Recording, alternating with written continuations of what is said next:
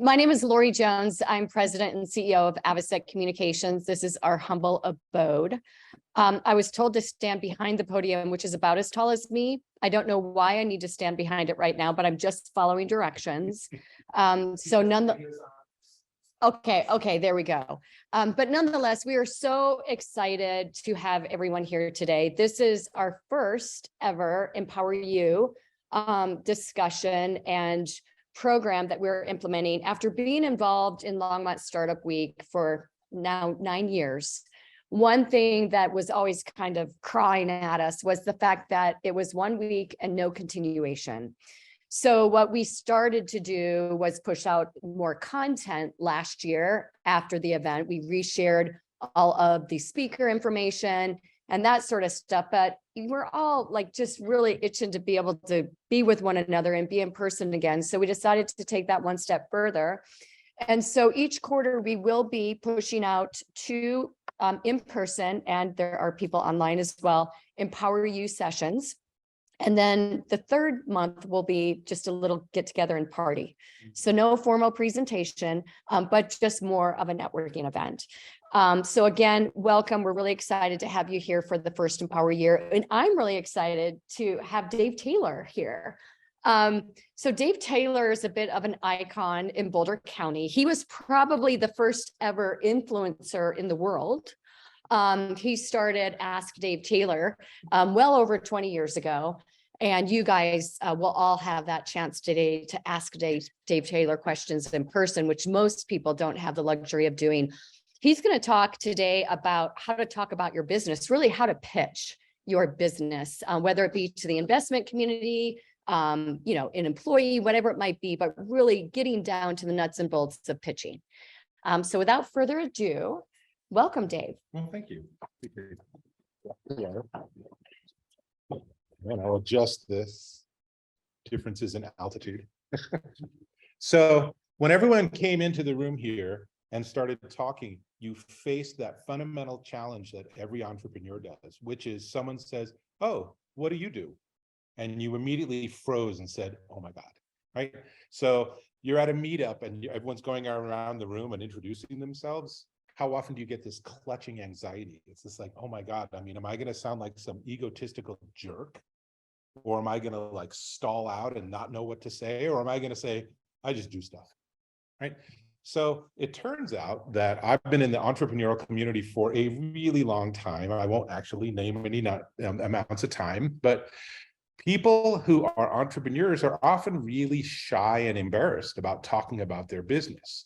And I think one of the reasons for that is because we tend to specialize and we're not sure someone's going to understand. So like if you're a coder and you start rambling on about Python, networking stacks, then people are going to glaze over. So you learn that you don't really say anything in detail. But in fact, one of the marks of success for an entrepreneur is being able to talk about your business. It is the requirement that you can actually just at the drop of a hat or apocryphally in an elevator, have someone like, I don't know, Michael Dell or Elon Musk in the elevator and say, "So what do you do?" And it's just like, well, we're on the 3rd floor and the button is pushed for the 17th floor. So I have a finite amount of time. Can I talk about my business in that small a time? Right? So that's what I really want to talk about. And I want to talk about this from a couple of different angles, one of which is the modern reality that the people that are watching me on Zoom know, which is that a lot of us are doing these sort of pitches via Zoom, via WebEx, via Skype, via Microsoft Meet, via Google, not Hangouts anymore, Google something. Turns out there's dozens and dozens of these programs. And in almost all these cases, you join some networking event or something. And at some point, someone says, "Oh, well, what do you do? Tell me about your business." So that's what I want to talk about. And just a sort of rule of the road, if you have any questions, comments, observations, even disagree with me, just interrupt me and say so. I'll repeat the questions for the people that are connected digitally. But I'm a professor at the University of Denver. I can talk for 2-3 hours at a shot without actually even taking a breath. I'll try not to do that. So the more you interrupt me, the more this will be a lively conversation. And we can also argue about things afterwards too. So This is also the very first presentation for EmpowerU, which is very exciting. So I just want to point out, and I know, Lisa, you're going to really dislike this, is I have two different versions of the logo, right? So I have this one here, but then I thought, that logo could be improved. So I have this one for all the other slides. Just wanted to point that out. So here's what I really want to dig into in terms of specific topics is I want to talk about the characteristics and what makes a good online interaction. And for example, for those of you that are online right now, right behind me is this red light. And that does not look good. That is not a good placement. And that's something that isn't a big deal right now. But if I was going to be doing, say, a weekly seminar, then having that light behind me would be very disconcerting. So one of the things, and I just like drum this into my students because I teach online, is take the time to think about your environment. Don't just turn on the camera, turn on your webcam and start talking, because you're a professional and you might be pitching to someone. You might be saying, hey, I really need $500,000 in seed money to get to the next level. And meanwhile, they're watching behind you at what's going on in your kitchen.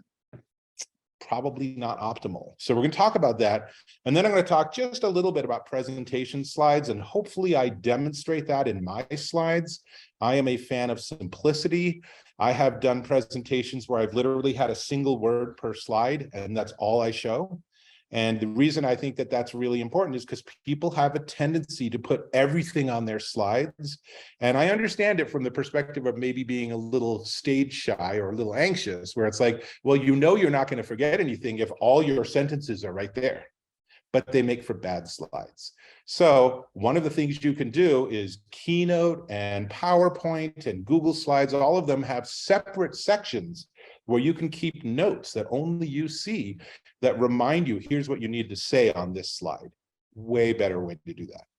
Then I'm going to talk a little bit about being on stage, just as I am here, is it requires certain things of you. I am speaking differently. I am gesturing differently than I would if we were just sitting at a bar and having a beer, right? That's really important. That is also important in online. So if you are lucky enough to like maybe give a pitch to the Rocky Mountain Venture Club, then you better be on your A game. You better have thought all of this through, because they're going to be really quickly saying, okay, well, I need to go make a cup of tea. And then they get on a phone call in the kitchen and you've lost. You're never going to get to the next level. Then a tiny bit about your actual business. And I think that this is something that maybe not enough coaches and not enough boards harass entrepreneurs about, but what the heck makes you different? What's your unique proposition? Why would I care about you?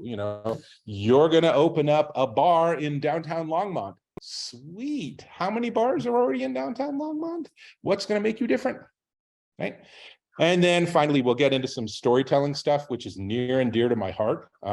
Actually, I'm teaching a class right now on visual storytelling at the University of Denver, and it's just super fun. I love the class. We have an entire week just disassembling film, which you want to get me going for 3 hours, we start talking about film. But let's stay on topic. So your environment, this is something that I believe you want to create an environment, especially if you're working from home, that's going to be as professional as possible.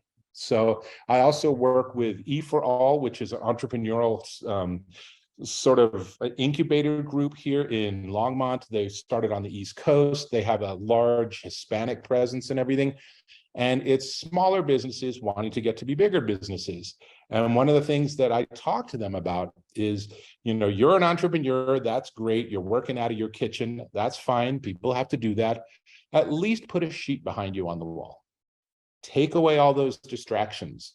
No background noises. This woman was pitching and she was asking for money in this one venture group I was involved in.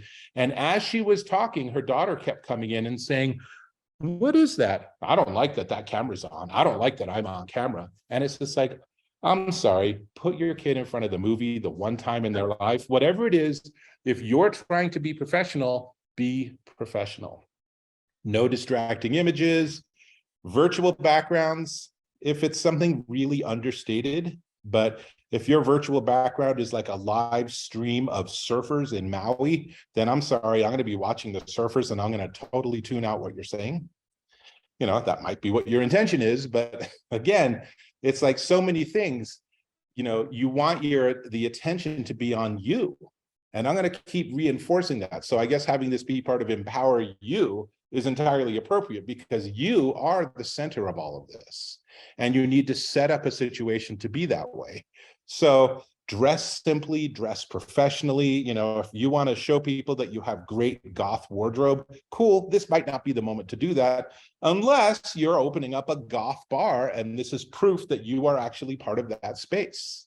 You know, there's always exceptions to everything, but anytime that I'm distracted by anything other than what you're saying and what you're trying to pitch to me is the problem. Yes. I'm not pitching. I'm a coach, so I do a lot of one-on-one with my clients. I kind of strategically put stuff behind me that creates conversation, kind of build rapport. Curious what your thoughts are about that. Okay, so your question is that you are a coach and sometimes you actually have things behind you to spark conversation. And is that a good idea? And you already know the answer. The answer is absolutely yes, because you're thinking about it and you're planning. And so in my visual storytelling class, the reason we look at film is because my students start the class thinking that it's just a miracle that like during the movie, they were filming this scene on Main Street in Longmont and a car drove by and it was the right kind of car. And it's just like, no, you don't understand. Every single thing is scripted, from the color of people's clothes, to the time of day, to the weather, to the height of the camera, to the height of the actors. Everything is thought out.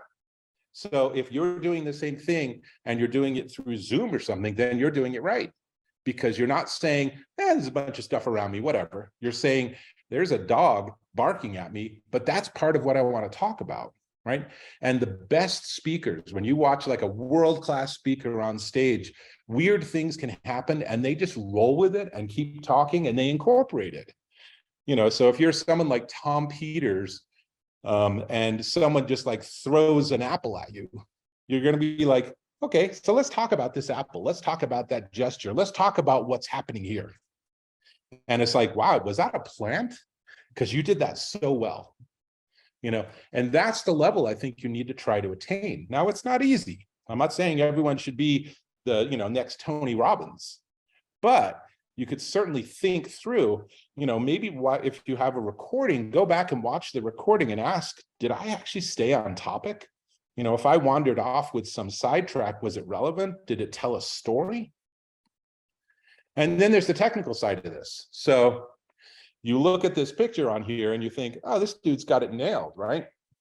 First off, how come he doesn't have a logo on his computer? Highly suspicious, but in fact, he doesn't have it nailed because one of the problems he has is the same problem I have right now. And I would not have done this if I knew everyone was going to be online. I would have had my camera higher, because you want to have like your computer at a 90-degree angle if you're using a webcam, and you want it to be at the bridge of your nose. Right? Why? Because these cameras distort, and you don't want a distorting camera, and you also don't want an up the nose shot, which is what this guy has, right? Otherwise, his background's good. He has a very muted shirt. There's very few distractions, but if he would have just lifted his computer up, and I have like boxes and, the old days, you'd have phone books. I know no one here knows what a phone book is. Sorry, you're all young. So light your face. This is just a classic mistake. It's like, let me have all the light behind me, or, and I'll tell a lot of anecdotes. So I'll tell you, I do a lot of YouTube. I have my own channel. And so I do a lot of professional video work too. And I got into that because Intel called me and they said, you do a lot of tech Q&A. Could you do some content for our new website that we're building? And I'm like, sure, I don't really know what the heck I'm doing, but if I can learn on the job, I'm in. And they're like, cool. So I go back and watch those first videos I did, and they're just absolutely cringeworthy. And I think the two funniest ones are one where I'm sitting on my couch in front of my window during the day, and it looks like I'm in the witness protection program. You really can't see my face at all. But my favorite is one where I couldn't figure out, I didn't yet know how to do stereo recording. So the whole video only has left channel. And I'm like So we can publish this. It's not great. And they're like, sure, let's do it. Whatever. They were really easy to work with, which was amazing. And then people would comment on YouTube, and they have like 1.5 million subscribers. They got a lot of views. And people would comment, how come it's only left channel? And we'd respond, we don't know. It's so weird. It must be a YouTube thing. So the story there is that you're going to learn. You're going to make mistakes. That's okay. Keep successive refinement. Keep trying to do it better the next time. So when I realized I could only get left channel audio, I'm like, well, that's going to be something I fix. And so I did all the research. I bought the little doohickey that converted it to stereo. And then I never, ever had that again in any of the probably 1,500 videos I've done. You know, you learn, you do things. Light your face, use an external microphone if possible. I do have an external microphone on. Ironically, it's tied to that camera, not this camera, but luckily this MacBook has a pretty good built-in microphone. The microphone is the easiest way to improve your video experience. And you can buy a $25 go on to Amazon, $25 little standing mic, and it will do wonders to make you sound better. And it stays off camera, so no one knows. All of a sudden, you suddenly don't sound muddy and confusing and far away. So all of those sort of things make it easy. I was FaceTiming my daughter last night. She's at CSU. And so what does she do? She's just like, hi, Dad, how are you doing? What's happening? And putting her phone down while she's washing her face. And it was just like, this would have been way better if it's just a voice call. Sorry, honey, it's lovely to see you, but I don't really care what your ceiling looks like in your dorm. Sorry if you're watching this. So practice. And like with so many of these things, what I like to do is I like to watch other people and analyze what they do. And so when I started doing public speaking, I literally studied Tony Robbins and Tom Peters. That's why their names are like top of mind to me, is I would watch dozens of hours of them on stage and disassemble it and ask, what are they doing? Why are they so good on stage? It's easy to say they're a good speaker, but why? What are they doing that's so good? And you could do the same thing. If you're like on a pitch and someone else gets on and they pitch and they're way better, great, go back and watch the recording and disassemble it and figure it out and take notes and say, when I do my next pitch, I'm going to steal that idea. That's a great one. Start with the story of why my business exists, right? Simple things like that. So, okay, so that's technical, zoomy sort of things. Yes. One thing that I would like to add is you were talking about cameras and why they distort, which they do because they're always extremely wide angle. And you can buy for not a whole lot of money, you can buy external webcams, and they always list their angle view. And if you get a narrow angle view, it generally makes people look better.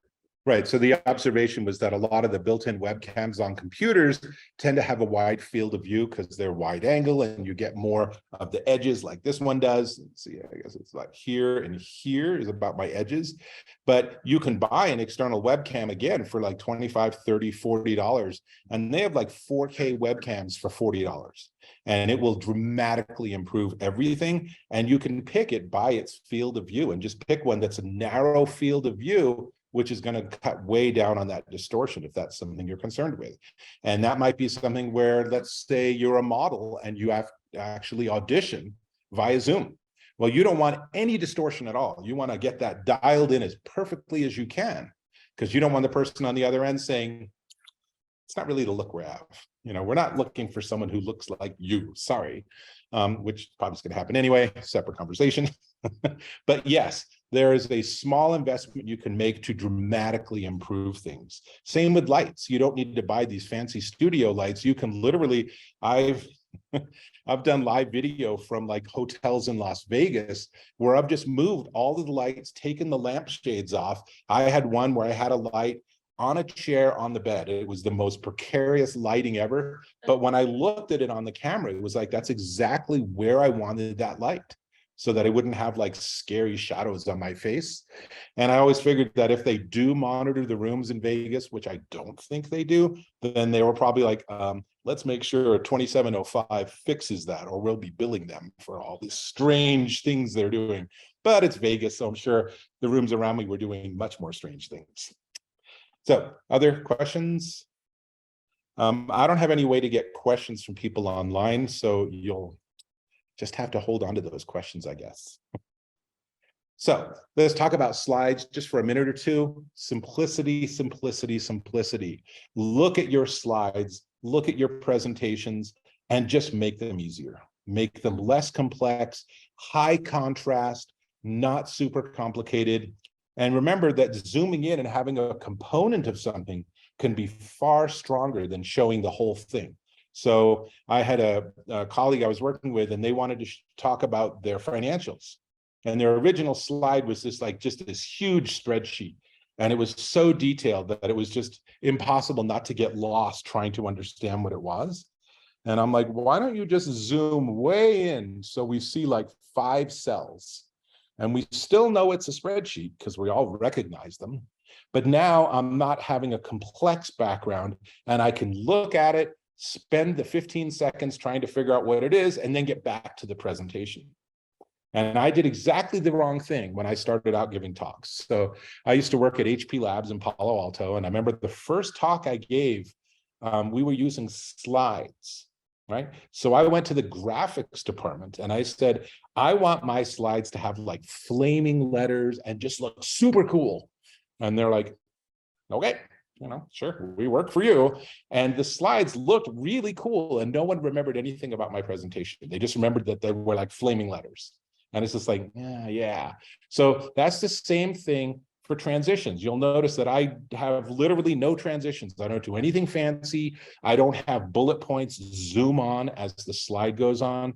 Simple, simple, simple. Keep your text large. And if you find that large text means you have a lot of text on your slide, then anyone? You have too much text. Very good, Lisa. Add some sort of visual. It is a visual presentation medium. Make it visual. Make it something that's visually interesting, but not so engaging that you're watching that instead of the speaker. So when my students present their analysis of scenes from movies, they use a still. So that still is enough that everyone else who's seen the movie is like, oh, I know exactly where you are in the film. But it's a still. So after looking at it for like 10 or 15 seconds, you don't need to look at it again.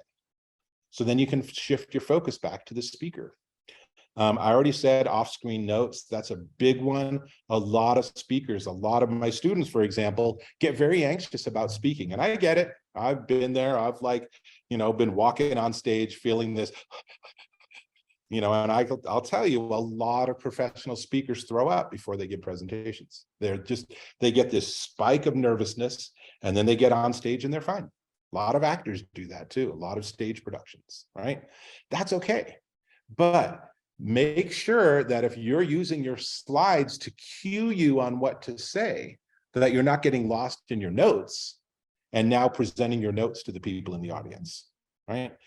So if you can have bullet points boiled down to 2 or 3 words, that should be enough for you to remember, oh yeah, I wanted to talk about simplicity, but I don't have a prompt saying, tell the story of when you were, at HP.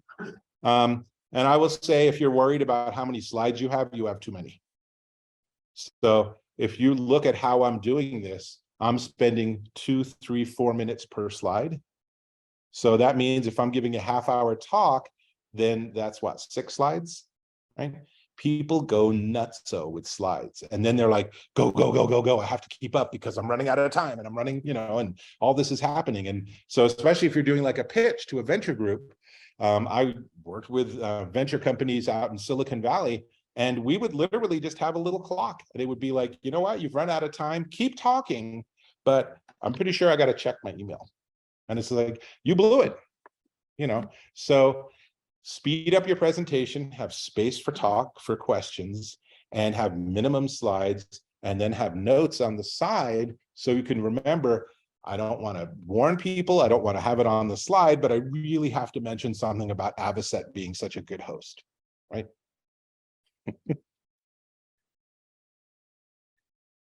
And then if you're on stage, own the stage. Right. Again, this is challenging because this could be literally you're all going around the table and talking, and someone said, well, take a couple of minutes, tell us what your company does. Then own that and just be full of energy. And the bigger the space, the more energy you need to have. So I've given presentations to thousands of people at like the Consumer Electronics Show with rooms that are big enough that it would go to the back end of the buildings across the street, just enormous numbers of people. And you can't present the same way as you would if you were in this room talking to 3 people. And yet a lot of people tend to do just that. So, you know, I would say that the amount of energy you expend on stage should be in relation to how big that space is, because you want to fill the space. And your posture and body language, you know, if you are good enough, you can utilize that. But if you aren't, then don't cross your arms. I actually don't like standing behind a podium, generally speaking. I like to walk around a little bit, but then the people that are watching on Zoom are kind of left in the cold. But speak to your audience. Again, if you have notes, then glance at your notes and then go back to eye contact. If you are worried that someone's going to be glaring at you or something, then just don't look at them. Whatever, you're on stage, they're not. Tap into your passion, right? We're talking about your business. We're talking about you as an entrepreneur. You're doing something probably because you're excited about it. So be excited, be enthused. And someone says, so what do you do? Don't say, well, I was thinking about like having an app to help with parking in Longmont. Be excited about it. It's like, you know, Longmont's crazy. I like constantly have problems finding parking. So I'm building an app. And we're going to make this app a rock star. And everyone's going to want to use it because it's going to make parking a breeze. And imagine how nice that would be, right? This is like, wow, that's interesting. I'd like to hear more about that, right?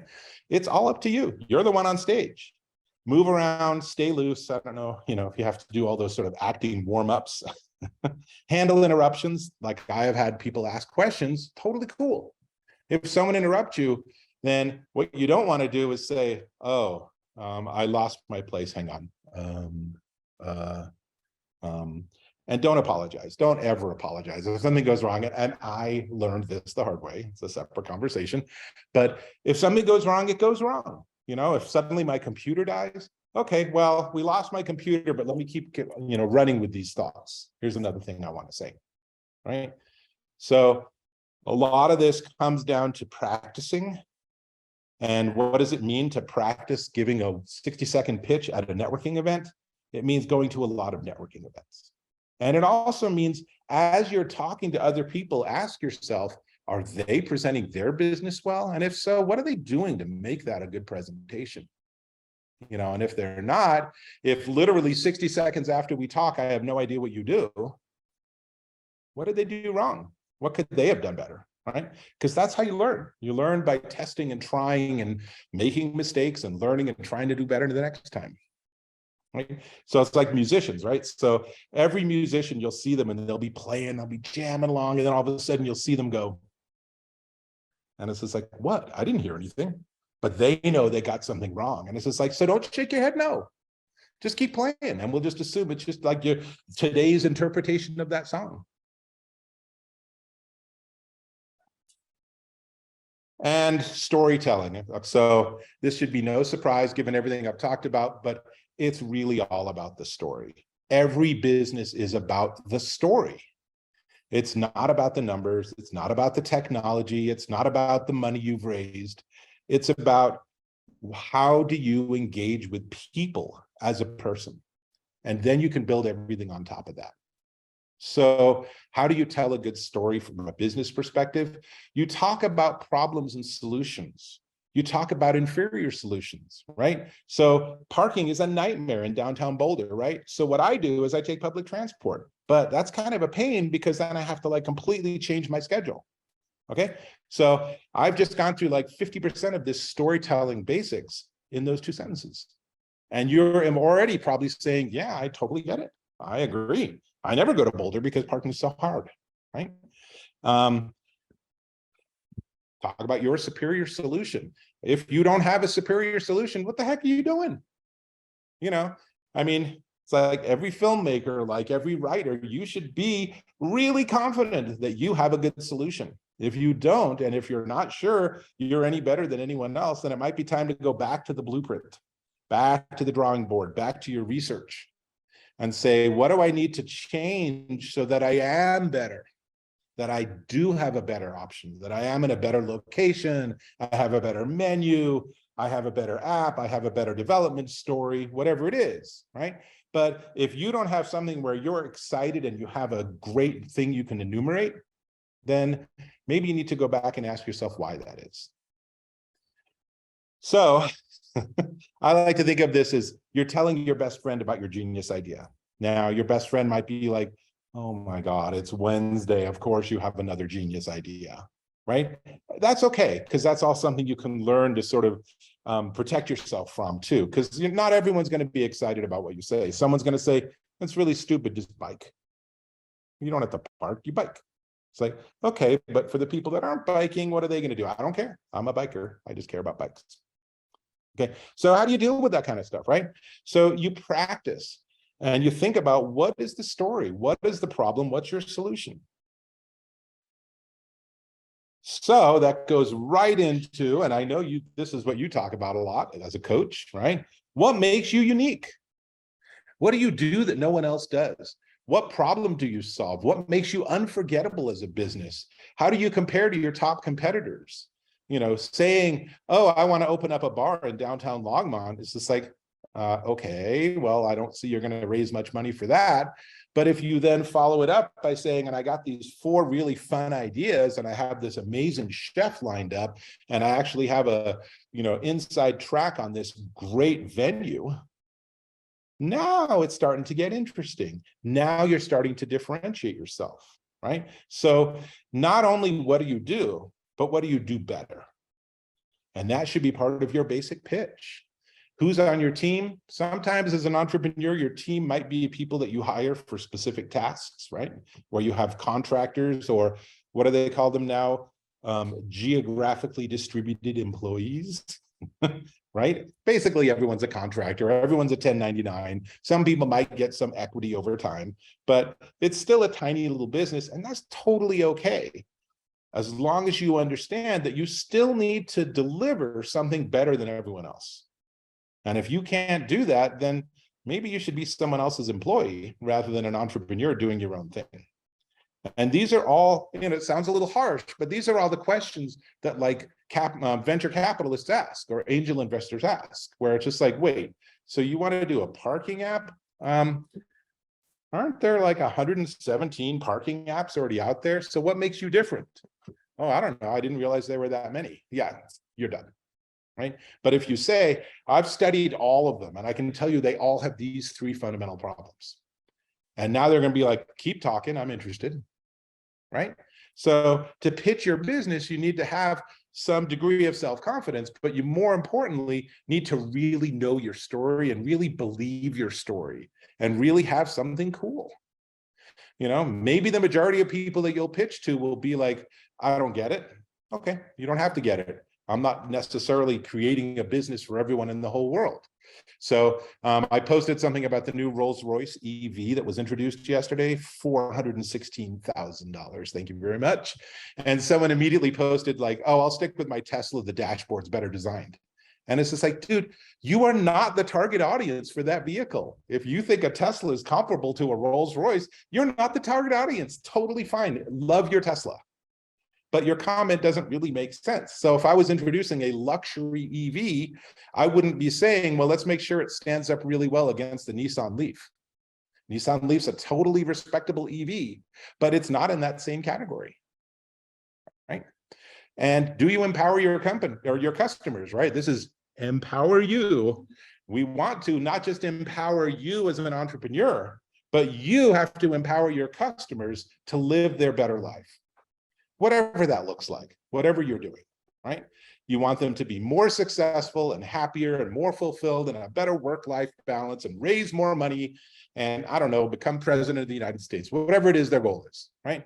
You want to empower their or your customers so that they all feel the benefit, and then they'll become your evangelists, and then the whole thing just snowballs. And how do you get there? From the very first step is to really work on your own pitch, because you're not only going to be asking for money, you're going to be asking for passion and enthusiasm and mind share, right? If I were to tell you about my startup, I want you to go and tell other people, oh, this guy Dave has this startup. Oh, I totally would love to work for them. Let me connect the two of you. Right? That's really entrepreneurship 101. So you need to talk about your business. And again, this is where we started all the way at the beginning, right? Is this sort of self-conscious, shy, I don't really want to talk about my business. I don't want people to think I'm egotistical or full of myself. Well, sorry, you do have to be that way. You have to, if someone says, so tell me about your business, you have to jump in and start talking about it and be excited about it. But it's not just your idea, it's you. So, if you're standing behind the podium like I am, you need to be enthusiastic and excited because it's contagious. And a built business, I will point out, is built on the ability to deliver what's promised too. So being all excited about possibilities and, wow, we could create an alternate dimension and then we can do this and we can and it's like, yeah, no, you're never going to deliver that. So that's not really that important. But if it's something you can deliver, then deliver it.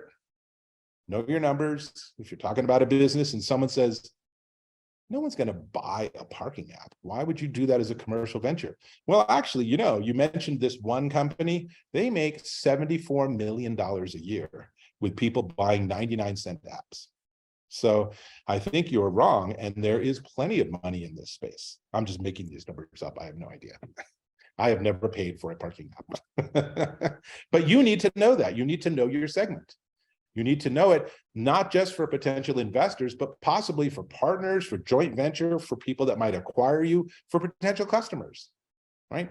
If you tell me that there's a market for this and people are paying for it, then I might say, oh, I should go investigate that. That's interesting, right? Be open to ideas, suggestions, course corrections. One of the things that I think is true is that you're going to be, paddling aggressively, and it might be in the wrong direction. So if someone comes along and says, you're looking at parking, but why Longmont? Why don't you go and do that in Denver? That's a really interesting idea. I hadn't thought about that, but Denver has much more expensive parking, so that demand might be much higher, right? Be open to that. Maybe do the research and say, yeah, no Denver. Denver didn't work.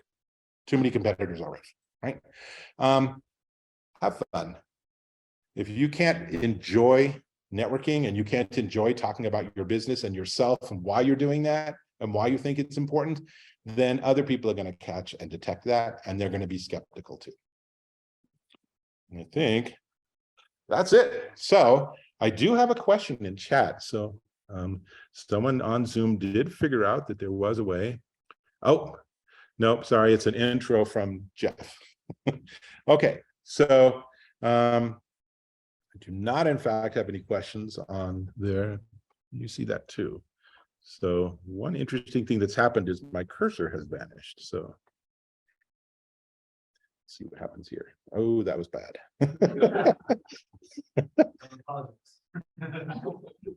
That's good. Okay, no worries. Okay, so here's my email address if you want to reach out to me afterwards. Let's have some questions, comments, observations, shared anecdotes, horror stories, anything. Lisa, start off. What do you got? Okay, someone else? Anyone? Yeah. So Dave, I do business coaching too, and this thinking about what makes you different and you're unique, what makes you unique. So something it's really difficult for people to articulate. They've got some gut feel about why they're there, they're passionate about their business, but trying to get them to actually come up with words to describe that can be very challenging at times. So do you have some thoughts and techniques of what do you do to help people put into words what they can feel inside? Right. I think that, so your question is basically, how do you help people learn how to differentiate themselves and be excited about their business, even though if they know internally what turns them on or what gives them the passion? I would say that's probably honestly things like journaling or things like just redundantly introducing them. Introduce yourself to him, then introduce yourself to him, then introduce yourself to him, and they'll sort of start to dial it in as people are like, huh, I don't get it. What do you do? And then the next time they introduce themselves, it's going to be a little bit better. And then the next time a little bit better. And so don't start out with a pitch to Rocky Venture Club, right? Start out with like trying to explain to your mom, what do you do, honey? You don't, wait, you're not at Best Buy anymore? You know, so if you can explain to people that don't fundamentally get some of the technology, and I know there are plenty of moms that are super tech, but if you can start to work there, then you can start to create a story. And a lot of it, I think, is creating that story. So it's not like having your bullet list of facts about your business. It's about what caused so much friction that you decided to come up with a solution. And how did you come up with that solution, and how's it working? You haven't implemented it yet? Cool. What are you thinking about in terms of implementation, and what else are you looking at as comparators? So that would be my answer there. Other questions? Yeah. Can I build on that a little bit, or we can have debate? No, I'm sorry, you can't build on it. Yeah, build on it, go. Yeah, I've had this experience where, let's say, walking down Main Street in a restaurant said, we're the best burger in Colorado. And every time that I've seen that sign and tried their food, it's never the best, right?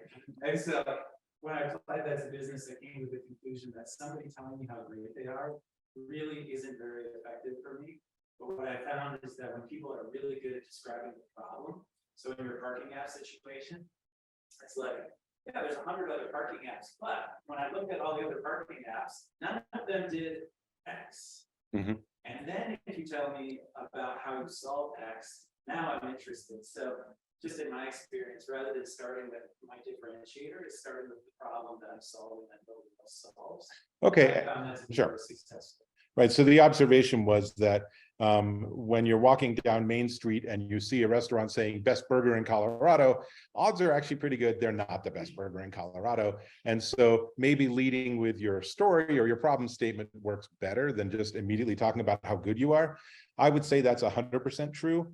And if I had a restaurant, I might say, are we the best burger in Colorado? Question mark, come in and find out, right?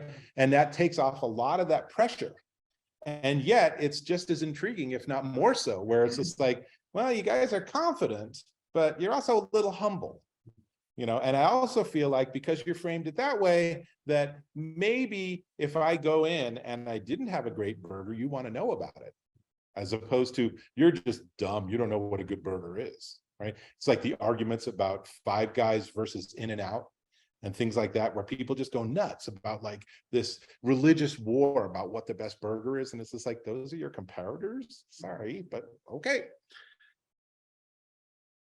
I think another trap that a lot of brands get involved in is talking about what they do and how they do it. But they're not talking about truly what the benefit is to the market. And it's typically engineering-driven companies or even food companies. Their comfort zone is, well, this is how we make this widget. And it's really cool because the engineering is far superior and we use better products, but I don't care what it's gonna do for me. So as you're walking through all that and you think through what's it going to do for your audience, you're far better off differentiating yourself or coming up with something that's far more unique than a lot of competition. Right. So this observation was that some tech companies and food companies tend to get lost talking about the mechanics of what they do. So they might talk about all these quality ingredients, but you might not care, you know. So it's always a best strategy to say, what problem am I solving for you, the customer?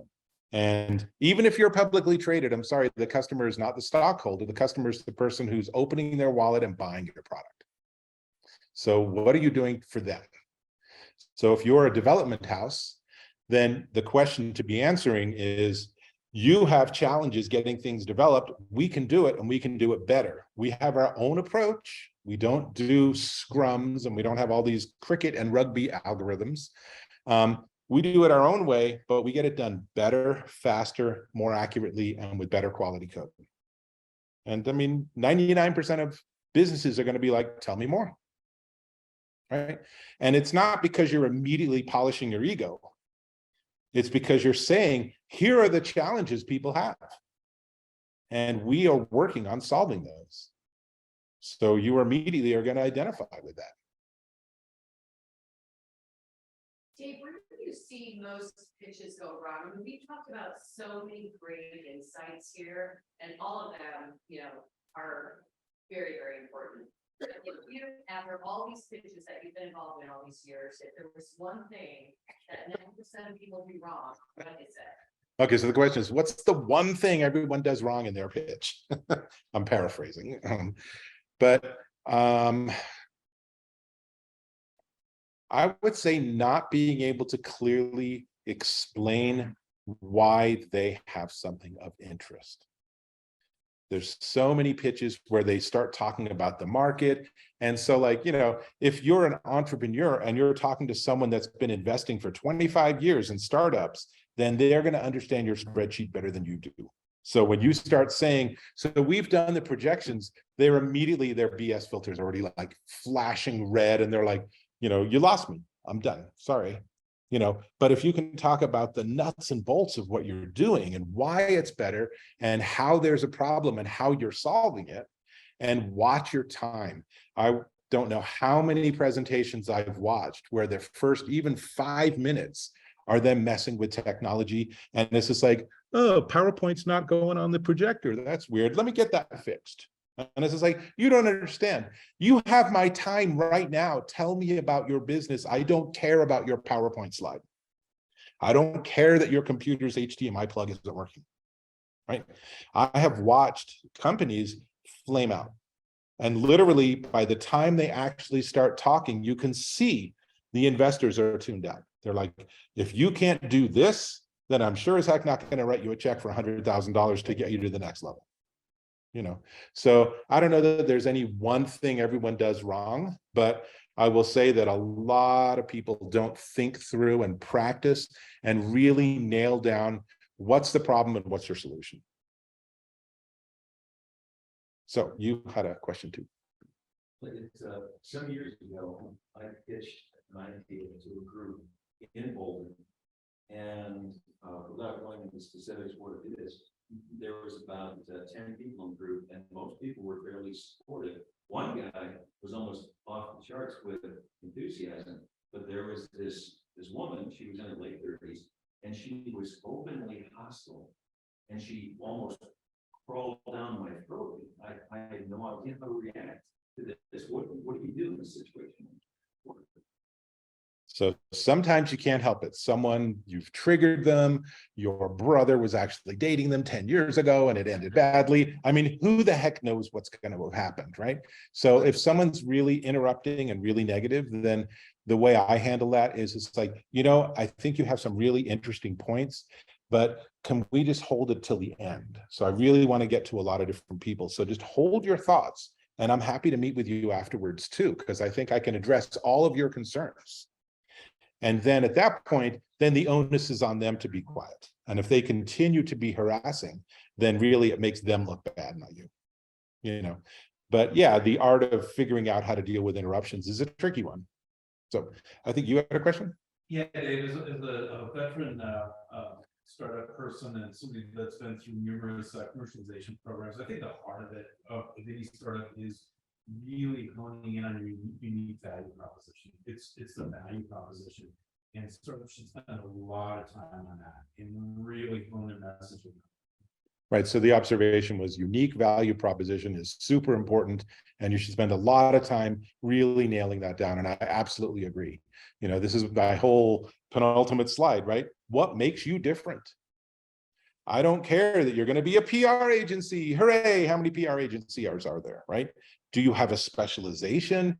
Do you have some certain skill set? Do you bring something to the table no one else has? You specialize in VR and you do it for big Hollywood studios. Okay, now you have a story. But if you're just going to be a PR agency, it's like, whatever. There's a lot of PR agencies out there. So what makes you different? And why should I give you my attention? Because ultimately, our attention, the attention of the people we're pitching, the attention of the people we're trying to have come work for us, the attention of the people who we want as customers, that's the most valuable commodity of all. It's like if I'm opening up a bar, I'm competing with Netflix. I'm competing with a million other things. We're in beautiful Colorado. I'm competing with a hike. How do I get you to come to my bar? If there's a new Netflix show, maybe I'll do a Stranger Things night and we'll have a big premiere together, right? I'm not sure the license allows you to do that, but that's another story. So again, if I was in that space, I would be watching how other bars do things, right? So there's the trivia stuff, the geeks with trivia. I can't remember, they have it's a company and it's all networked, but that's exactly what they're doing. They're saying, how do I get you to come to my bar to do something different, right? And that's really what it's all about with every business. What makes you different and how are you going to make money doing that? Because the other piece that I didn't talk about at all, because it hopefully is just obvious, is that if you're going to be a startup, you probably need to have a revenue stream. And if your revenue stream is investment money, good luck. It's not the 80s. So I'm going to stop it here and then let us get back to networking. Those of you that have been online, thank you very much for joining us. And those of you that are here, I believe that you'll have an opportunity to speak on camera about this event and about EmpowerU and Avocet Communications and Longmont Startup Week and Longmont and Colorado and America and whatever. So